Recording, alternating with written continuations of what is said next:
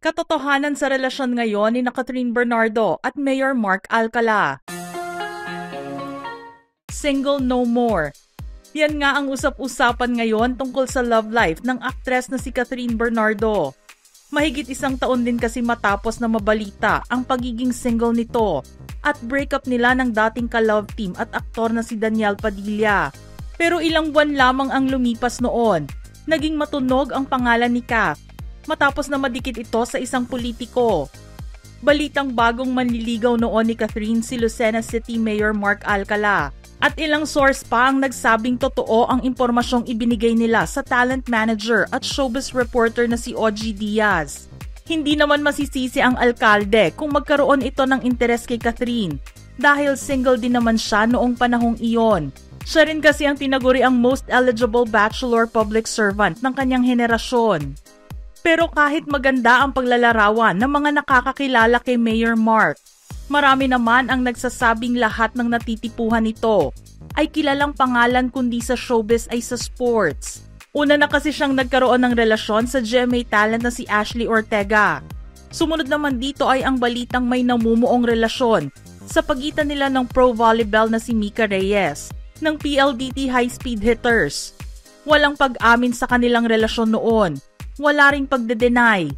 Pero nang hindi na sila makitang magkasama ng madalas, ipinagpalagay na naghiwalay na rin silang dalawa. Kaya naman nang makakuha ng magandang tiyempo ang alkalde, sinubukan itong umakyat ng ligaw kay Catherine. Iyon nga lang ay nawala bigla ang mga usapan tungkol dito dahil naging abala ang aktres sa paggawa ng sequel ng Hello Love Goodbye movie nila ni Alden Richards. Naging very visible ang Kat din sa publiko at dito nasabing mas lalong naging malapit ang dalawa sa isa't isa.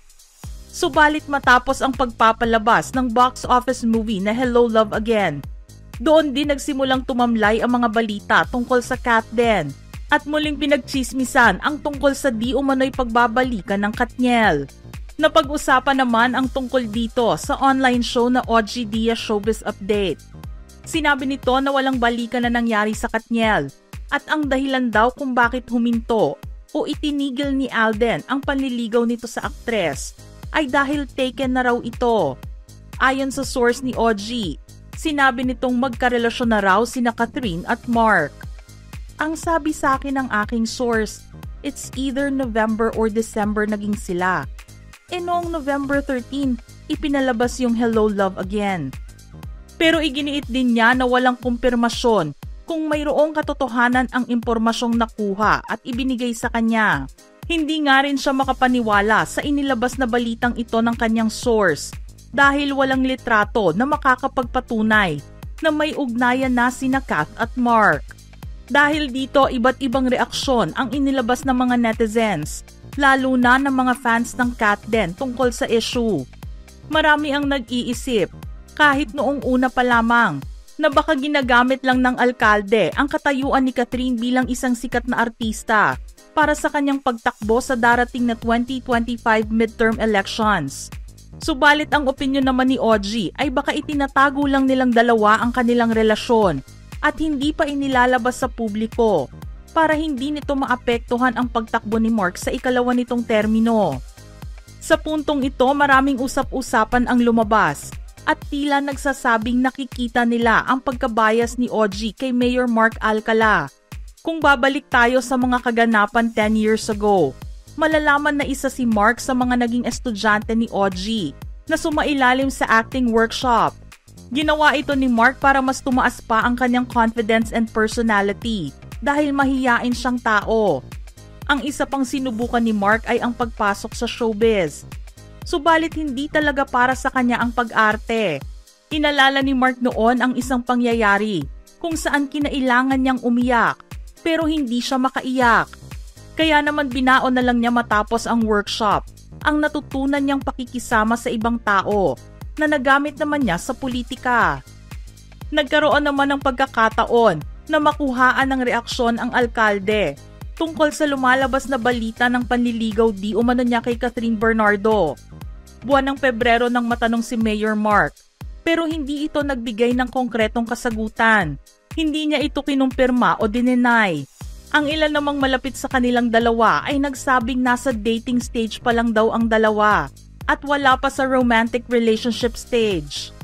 Hindi naman naniniwala ang ilang mga netizens na nagde-date pa lang sina Catherine at Mark. Maraming mga resibong inilabas ang ilan sa kanila na nagpakita ng di umano'y pag-uusap nila sa isang okasyon na pareho nilang dinaluhan. Nariyan din ang sinasabi ng ilan na couple items nila pareho.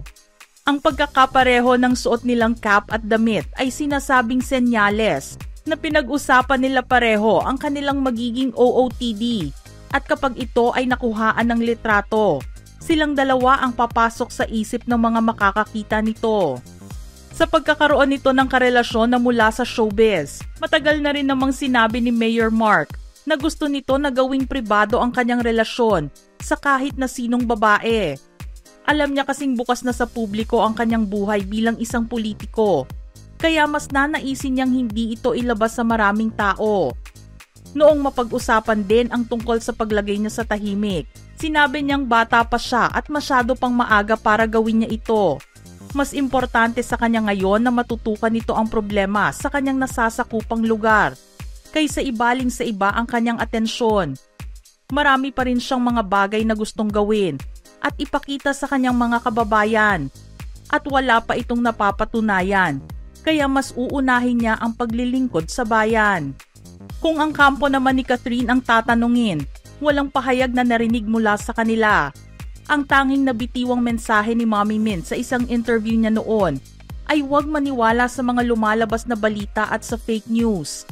Pero hindi naman nalaman kung para kanino ang mensaheng iyon.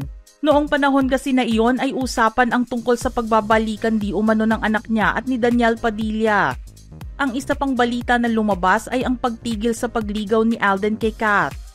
Hindi naman isinangtabi ang tungkol sa chismis ng panliligaw din ni Mark Alcala sa aktres. Pero kahit na anong klaseng kumpirmasyon ang kailanganin para mapatunayan kung may katotohanan nga ang tungkol sa relasyon ni Kat at Mark, walang makukuha ang publiko dito. Kahit kasi si Kath ay kilala bilang maingat sa kanyang pinapasok na relasyon. Kung inyong matatandaan, may ilang taon din ang lumipas bago inamin ng Katniel ang kanilang relasyon. Kahit na sila ay pag-usapan at sabihing nagkakamabutihan na, hindi pa rin nila inaamin sa publiko ang estado nilang dalawa sa tunay na buhay. Hindi naman nakakapagtaka na naitago nila ito dahil inakala ng maraming tao na maganda lamang ang chemistry nila on and off cam. Hindi rin naman kasi bago sa mga magka-love team ang maging concern sa kapakanan ng kanilang partner. Kaya ang pagiging maalaga ng Katniel sa isa't isa ay hindi kinakitaan ng mali siya. Bagamat ang ibang mga taong nakakakita sa kanila ay pakiramdam na mayroon ng namamagitan sa kanilang dalawa. Pilit nila itong hindi ipinapahalata. Ito na rin marahil ang dahilan kung bakit hindi makikita ng mga tao na magkasama sina Kat at Mark kung may katotohanan nga ang balita tungkol sa kanila. Mga ka-showbiz peeps, ano naman ang inyong reaksyon sa ating istorya ngayon? Send in your thoughts in the comment section below.